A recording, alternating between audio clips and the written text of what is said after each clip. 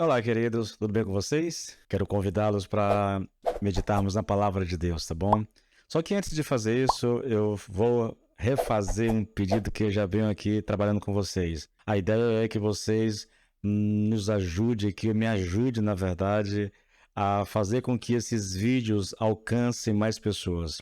Eu tenho convicção e um profundo desejo no coração de que cada vez mais pessoas sejam alcançadas com essas reflexões, porque eu julgo que essas reflexões, elas realmente cumprem um papel estabelecido por Deus. Eu tenho isso como uma missão de vida, né? Fazer com que as pessoas conheçam o Evangelho e tenho apresentado o Evangelho de uma forma diferente, né? Na verdade, de forma bíblica, diferente dos modos usuais de hoje, né? Eu tenho começado apontando a real necessidade que o ser humano tem de conhecer Cristo, a real necessidade que o ser humano precisa de um Salvador.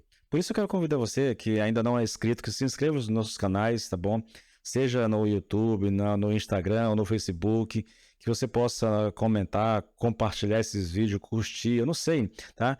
Mas que você nos ajude a fazer com que esses vídeos cheguem a mais pessoas, tá? E voltando aqui para o nosso assunto, nós temos estudado o capítulo 2 de Romanos e temos visto aqui, nesses primeiros 4 versículos aqui, muitas lições, assim, imprescindíveis para a realidade cristã, porque nós estamos tratando de um povo que se considerava o povo mais especial da face da terra, que se via acima de qualquer tipo de juízo de Deus por causa da relação que eles tinham com Deus. Mas no fundo, querido, Paulo mostra aqui que os judeus, mesmo tendo a palavra de Deus, mas não a praticando, eles estavam na mesma situação que estavam os gentios. Na minha percepção, é uma realidade um pouco pior ainda, né? Porque eles tinham o conhecimento verdadeiro, eles serviam realmente a Deus, né? Tinha lá os seus profetas, os seus sacerdotes, tinham a lei, tinham o culto no templo, então eles tinham tudo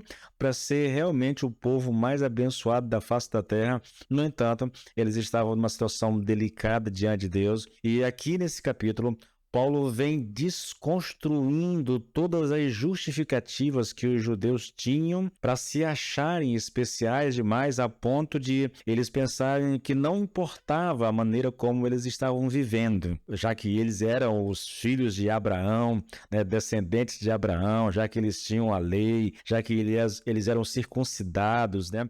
Já que Deus amava eles, né, de tal forma que parecia que esse amor de Deus estava disposto até mesmo a relevar todos os pecados cometidos por eles.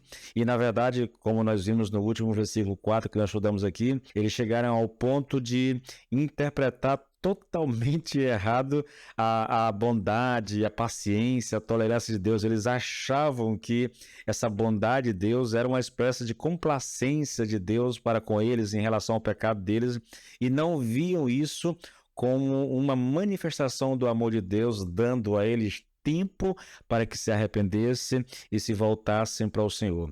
Hoje eu tenho uma pergunta interessante para fazer e eu quero fazê-la e começar a responder. Eu não sei se eu vou conseguir responder tudo, tá? Mas eu queria fazer uma pergunta interessante. Por que eles não compreenderam a palavra de Deus? Por que eles falharam, na verdade, em perceber o plano de Deus? Repito, eles tinham a lei, eles eram detentores desse conhecimento, eles tinham os profetas que recebiam de Deus as mensagens diretamente de Deus e transmitia a eles. Eles tinham os sacerdotes que eram os responsáveis por ensinar a lei, interpretar e ensinar a lei. Havia o culto, havia tudo a favor. Eles tinham tudo a favor deles. No entanto, eles falharam miseravelmente em tudo isso. Por que aconteceu? Eu acredito sinceramente, queridos, que Paulo nos dá uma resposta para isso no versículo 5.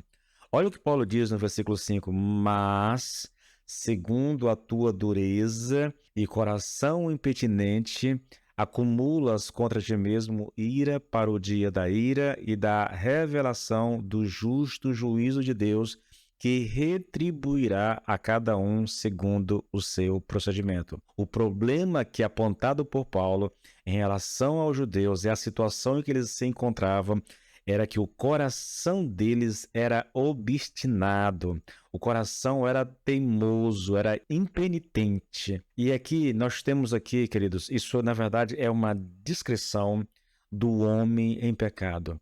O homem em pecado, o problema dele está exatamente no coração, né? Está no coração, que é aqui aquilo que a gente chamaria de o centro da personalidade do ser humano. Aqui, o problema do ser humano em pecado não tem a ver com afetos, não tem a ver com emoções. Inclui isso, né? O problema é a sede, é o centro, é o trono da personalidade. E nele, segundo as Escrituras, está a sede do pecado. Tudo passa pelo coração. Nós precisamos considerar o problema do coração humano. Olha, veja o que Paulo diz em Romanos 1:21 e preste atenção, porque ele vai descrever o problema do gentio sendo o mesmo problema dos judeus. Olha Romanos 1:21. Porquanto, tendo conhecido a Deus, não o glorificaram como Deus, nem lhe deram graças, antes em seus discursos se desvaneceram, e o seu coração insensato se obscureceu. Esse é o ensino bíblico. O problema do homem sem Deus não é falta de conhecimento ou falta de educação ou qualquer que seja o problema usado para justificar o seu comportamento pecaminoso. O problema é o coração do homem. É que o coração do homem, ele é obstinado, ele é teimoso. Vou dar alguns exemplos aqui. Hebreus 13:12.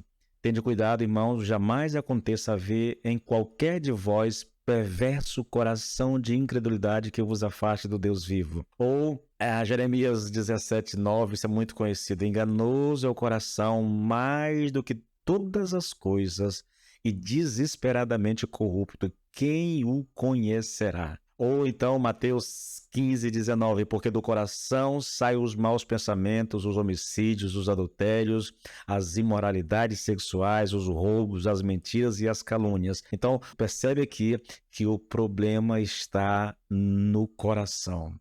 O problema do homem está no seu coração. Essa é uma realidade muito, muito triste. Escute bem, se você não conhece a Deus, se você rejeita Deus, se você é alguém que escarnece de Deus, que não vive para Deus, não quer viver para Deus, que se recusa terminantemente a obedecer a Deus, que faz de Deus um motivo para zombaria, motivos de piadas, que você que está aí, ou então você que é uma pessoa religiosa, que vai à igreja, tem a sua religião, que presta o seu culto a Deus, mas você não o ama, mas você não o teme, mas você não o obedece, não vive uma vida de santidade ao Senhor, não vive uma vida de obediência à palavra de Deus. Você professa amar a Deus, mas as suas atitudes no dia a dia dizem o contrário da sua confissão de fé,